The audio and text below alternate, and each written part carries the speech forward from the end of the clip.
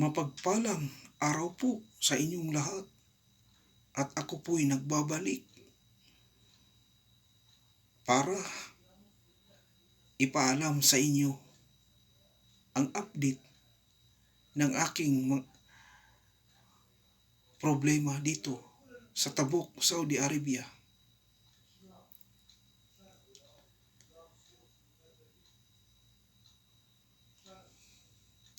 Bago po ang lahat, ako po'y nagpapasalamat sa mga taong sumusuporta sa akin, sa taong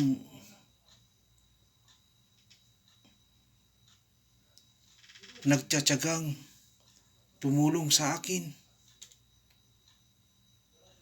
Ako po'y nagpapasalamat ng marami sa inyo dahil kung wala kayo ay hindi ko po masolusyonan ang aking problema.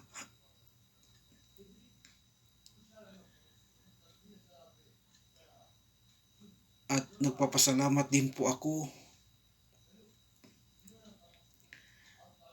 sa aking mga pamilya na walang sawa ding sumusuporta sa akin at nag-aasikaso din sila sa aking kalagayan dito.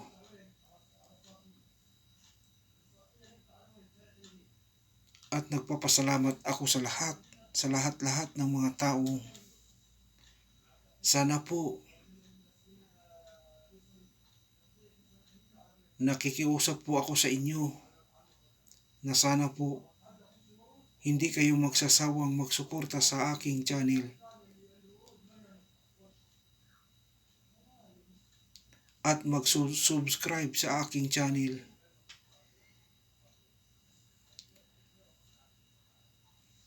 para lagi kayong updated sa aking mga bagong ginagawang video. Lalong-lalo na ngayon ay mayroong akong nabalitaan na magandang balita na para sa akin.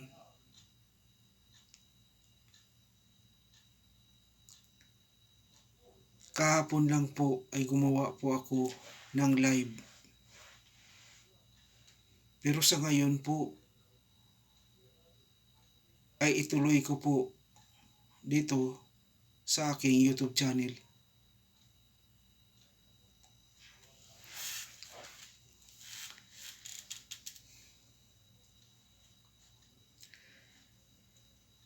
Kahapon po ng gabi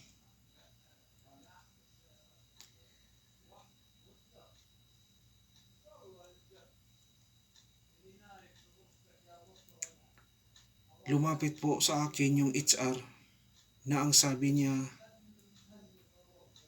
June, may pumunta ditong Pilipino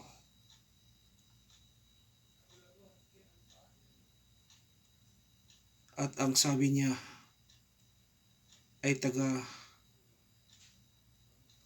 Polo daw po yung taong iyon.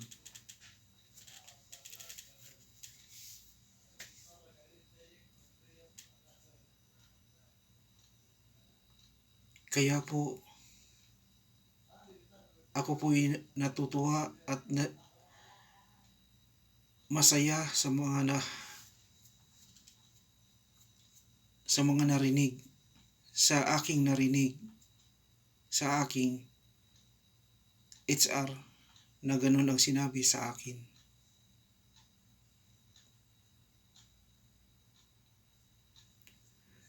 Na may pumunta daw po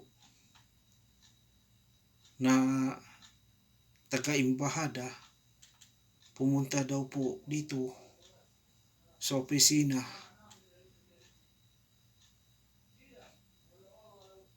para kausapin ang amo ko. Pero ang sabi ng HR sa akin,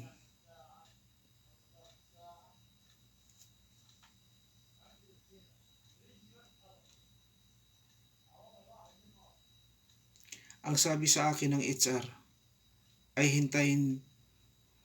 hintayin ko kung kailan ma-expire ang ikama ko. Kahit papano po ay natutuwa pa rin po ako sa mga nabalitaan ko. Kahit papano po ay pinuntahan po ako ng embahada rito para personalin at kausapin ang amo ko na sa akala ko ako po'y madadala na kasama niya.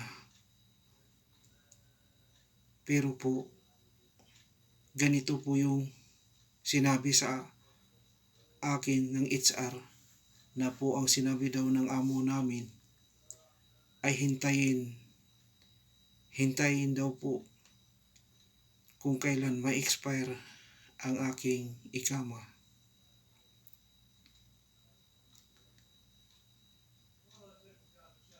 Kaya okay lang po sa akin kasi alam ko rin ang amo ko ay napaka tigas ang puso at utak.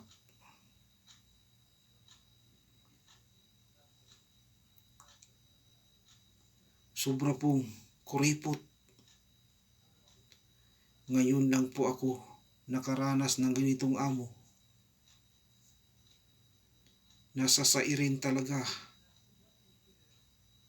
ang ikama.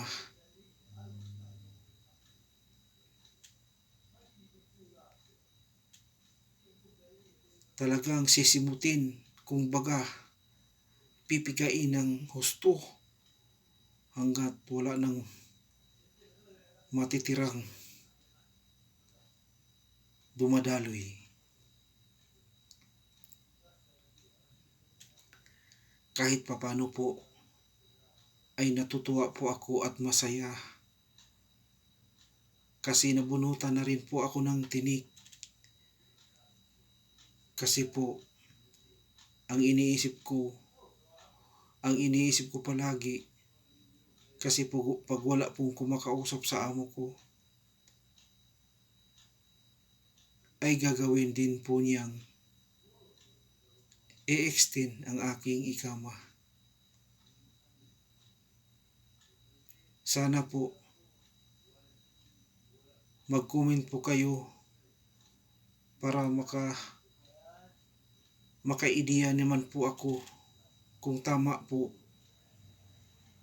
ang narinig nyo na hihintayin ko kung kailan ma-expire yung ikama ko.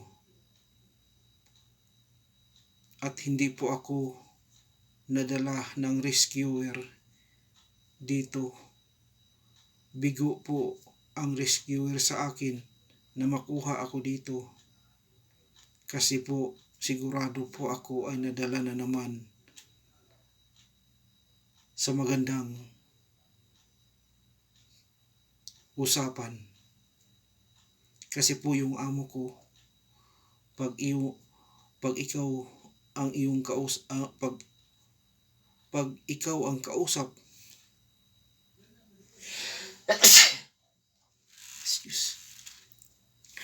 pag ikaw ang kausap ng amo ko,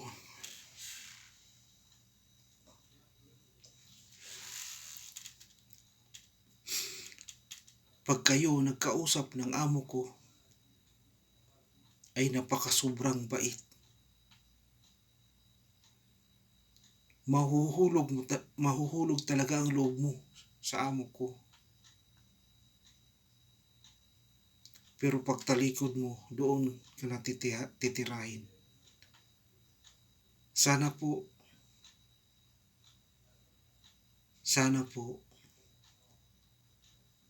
ay totoo ang kanyang sinasabi.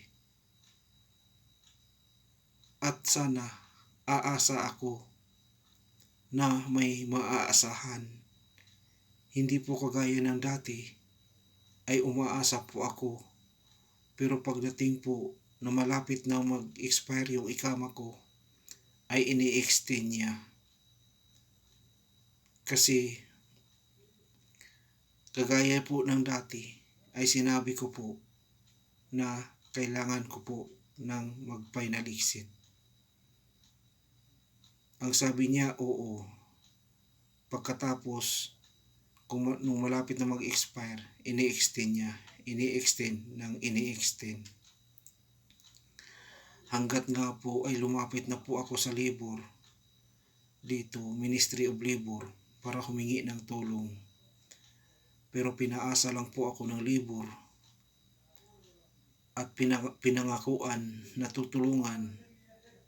Pero sa bandang huli ay kinakampihan lang nila ang amo ko. Kaya po sobrang sakit na ikay umaasa sa wala. Sana po ipagdadasal ko rin po na sana tawagan ulit nung tao na yun ang amo ko kung kailan malapit na ma-expire ang ikama ko. Kasi sigurado po, kasi yung amo ko ay parang buwang. Ngayon sinabi, kinabukasan wala na. Ang sabi niya, nakalimutan ko, hindi ko na alam ang mga sinasabi ko. Kaya po, mahirap po makipag-usap sa mga Saudi kasi hindi ko po alam, baka sinasadya nila na sasabihin na nakalimutan, hindi ko alam. Ang totoo, ayaw lang nila. Lalong-lalo na po ngayon na ako lang po ang mekaniko rito sa shop namin. Ako po nag-alala pa rin sa kalagayan ko.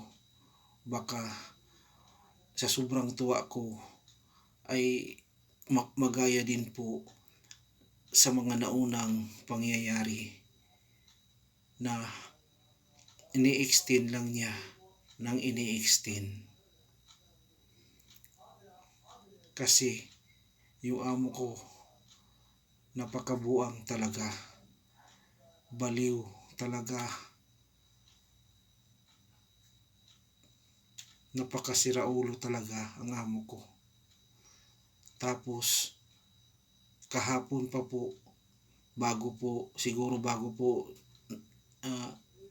natapos ang usapan nila nung taong taga-Pulo, ay lumapit po sa akin yung amo ko at sinusukatan ako gamit ang metro simula sa paa hanggat sa ulo. Di ba po? Ano sa tingin niyo po? Mag-comment po kayo kung ano po ang inyong palagay. Bakit po na ginawa na sa akin ng amo ko na sinusukatan ako ng gamit ang metro mula dito sa paa ko hanggat sa ulo. Kaya po nagtataka po talaga ako bakit ganoon. At tingin ko po sa amo ko ay sobra pong galit at hindi lang po niya magawang sumigaw at magalit. Iparamdam sa akin nang nagagalit siya, hindi niya nagawa. Kaya po mahinahon lang po siya sa mga ginagawa niya sa akin. Kaya po sobra po akong nagpapasalamat na sana totoo talaga na ako'y makauwi na sa araw ng expiration ng ang aking ikama ngayong September 5, 2021.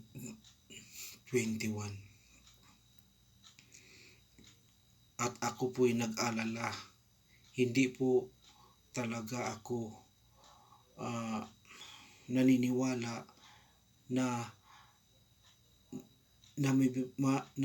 mabigyan ng final exit.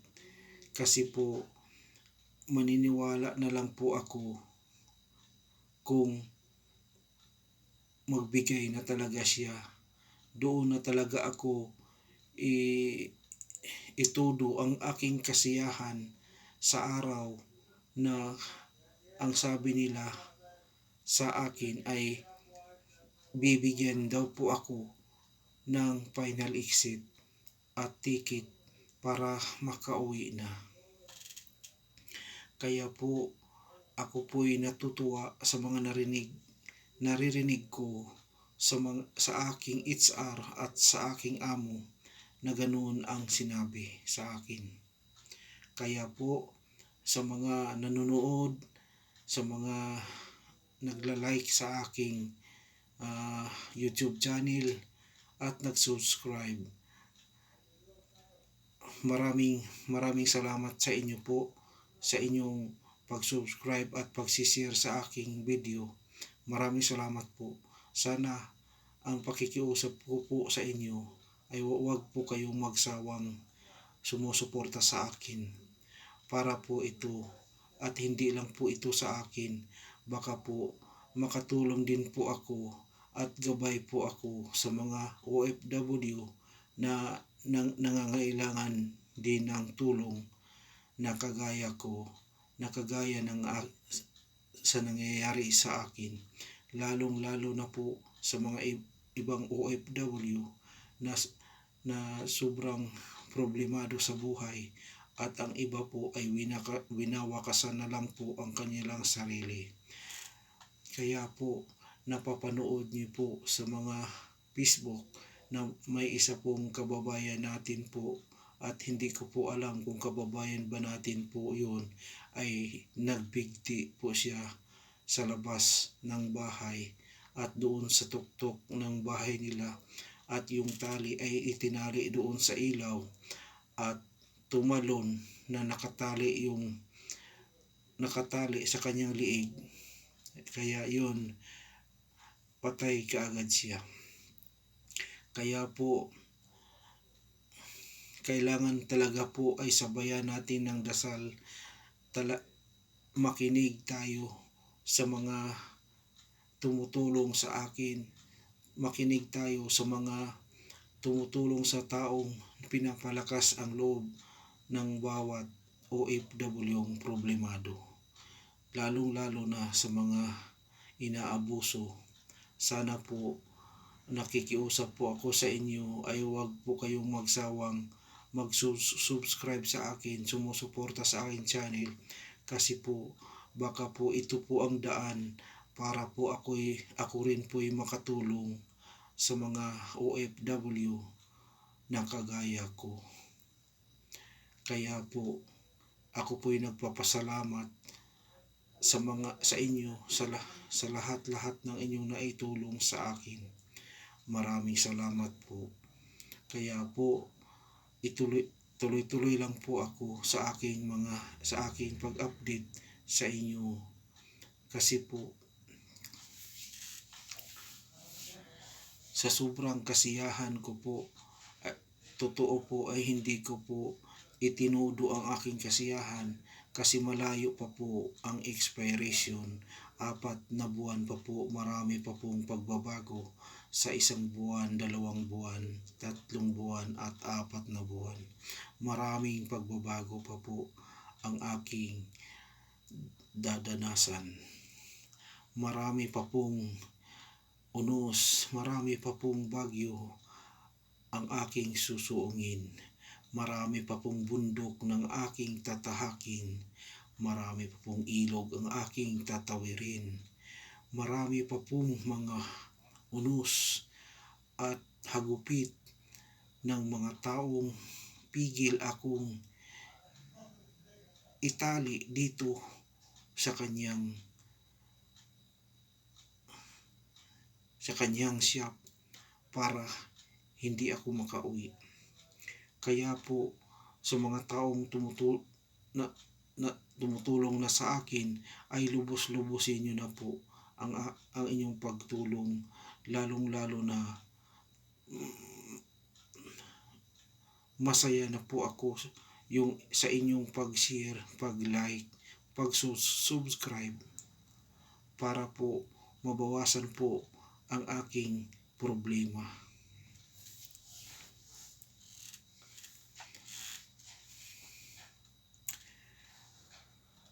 Kaya po sa inyo, ako po'y taos pusong nagpapasalamat. Sana po i-share po ito sa mga sa mga tumutulong sa akin na nagsishare, nagla-like sa aking video para malaman nila din po at malaman din nila na ako'y napuntahan at na-rescue na dito sa aking lugar dito sa Tabuk, Saudi Arabia. Ang kaso lang po ay hindi po ako nadala ng rescuer at nadala po sa nadala po sa pakiusap ng amo ko. Siguro po nadala sa impostor na pag-uusap.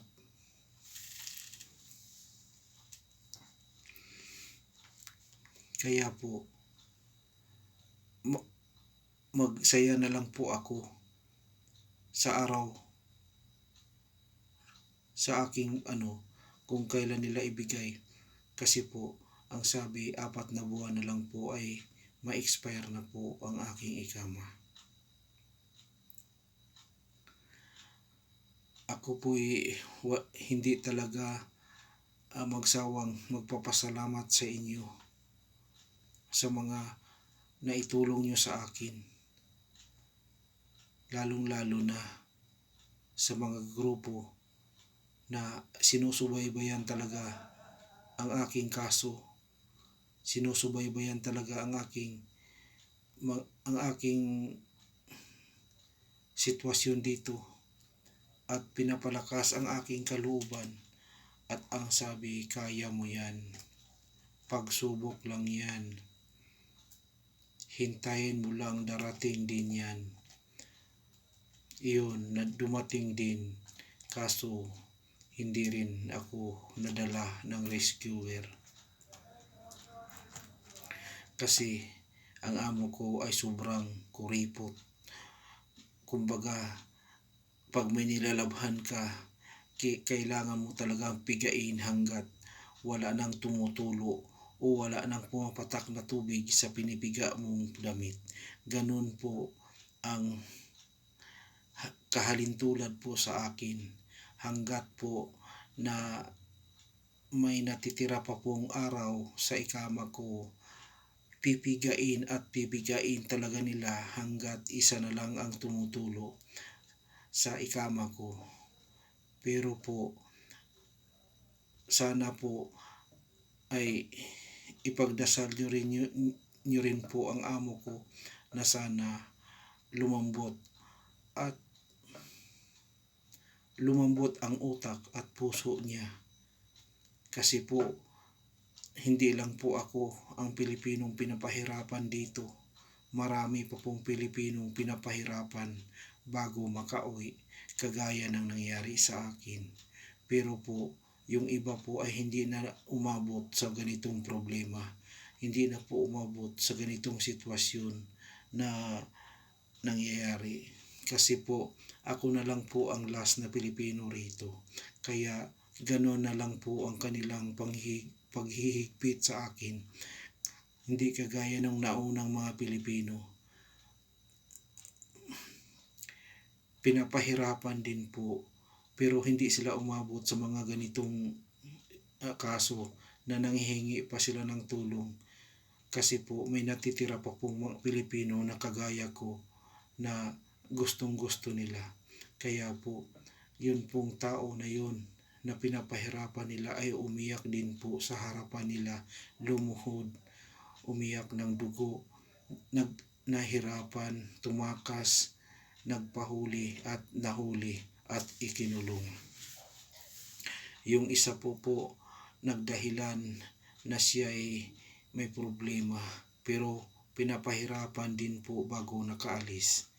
At ang pangatlo po ay pinahirapan din po siya sa tagal na niya nagserbisyo dito.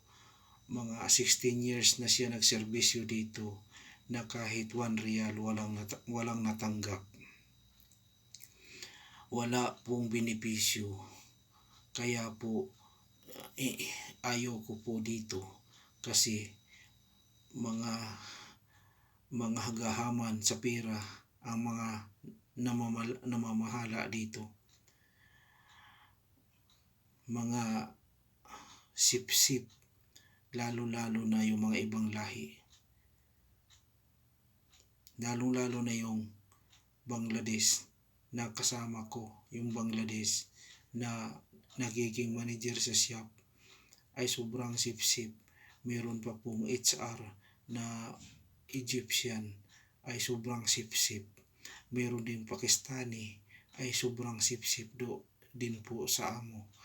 At ang sabi, kung ikaw po ay harap-harapan na kausap ka, ang sabihin sa iyo ay napakabait mo, napakasipag mo, okay ka talaga. Pero po pagtalikod mo po, doon ka na titirahin. Kagaya ng ang sabi, wala kang kwenta, buang ka, baliw ka. Ganun po sila. Pag harap-harapan po ay sasabihin sa iyo ay ang bait-bait mo. Wala ka nang katulad, magaling ka magtrabaho. Pero pagtalikod mo po ay doon ka natitirahin. Sabihin sa iyo ay hindi ka naman marunong, sira ulo, baliw. Ganun po ang sasabihin nila sa pag ikaw po ay nakatalikod. Pag harap-harapan po, napakabait.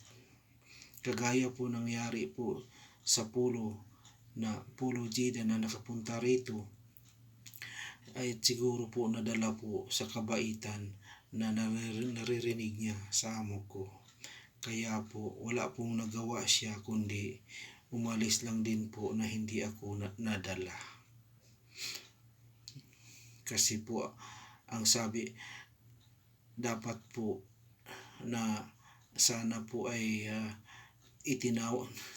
tinawag nila ako para makita ko ang taong na taga Pulo at makadagdag po ako ng aking salaysay kung ano pa po ang aking maidagdag. Kaya po siguro po sa sobrang takot ng amo ko at marinig ng taong yon na taga Pulo, baka uminit ang ulo niya. Kaya po siguro po hindi na lang po ako ipinatawag na habang nagmi-meeting sila ng amo ko at yung taga Pulo Jeddah. At ibinalita na lang po sa akin na ganun ang mga nangyari. Ang sabi ng HR sa akin, may dumating na Pilipino dito na taga Pulo Jeddah siya at gusto akong kunin, gusto akong i-rescue, pero wala rin. Lahat po ay ipinakita ng amo ko ang aking complaint doon sa kanya. At ang sabi niya ng taga Pulo ay ang complaint ng Pilipino na inyong trabahador dito ay tungkol sa inyong hindi pagbibigay ng final exit. Dahil po ay ang taong ito ay tapos na po sa kanyang kontrata. Pero idiniin po at ipinilit po ng amo ko na ang sabi hindi patapos ang kanyang ikama. Kailangan pong pigain ng husto, pigain ng todo ang ikama niya hanggat 1 o 0 na lang ang expiration. Kaya po hindi talaga po ako natutuwa ng 100%. Natutuwa lang ako ng 50%. Kasi po pag itudo ko po ang aking kasiyahan, baka po ako ay mabaliw lamang. Kaya po sa inyo po, kung kayo po ay naririnig nyo po ako, mag-comment po kayo kung ano yung inyong opinion para sa akin, para makunan ko po kung ano po ang aking dapat gawin. Dapat ko bang magsaya na o umaasa sa mga sinasabi ng amo ko na ang sabi na makakauwi ka na pag nag-expire na yung ikama mo, bigyan ka. Ang sabi niya kung sa Arabic pa, ikama inta kalas, kalas halatul, halatul ro, halatul. Ibig sabihin po ay diretso. Pagkatapos ng expiration na ikama ko, ay diretso ka na. Wala nang sabi-sabi. Sana po totoo at panindigan nila ang kanilang sinasabi. At hindi at itanim at itatak nila sa kanilang isipan ang kanilang sinasabi. Baka sa bandang huli magaya lang din po sa una na ang sabi pag ako'y lumapit ay John, sorry na na-renew ko na naman ang ikama ko. Di ba po, napakasakit po ang mga nangyayari sa akin. Kaya po, hindi ko po talaga itinodo na ako'y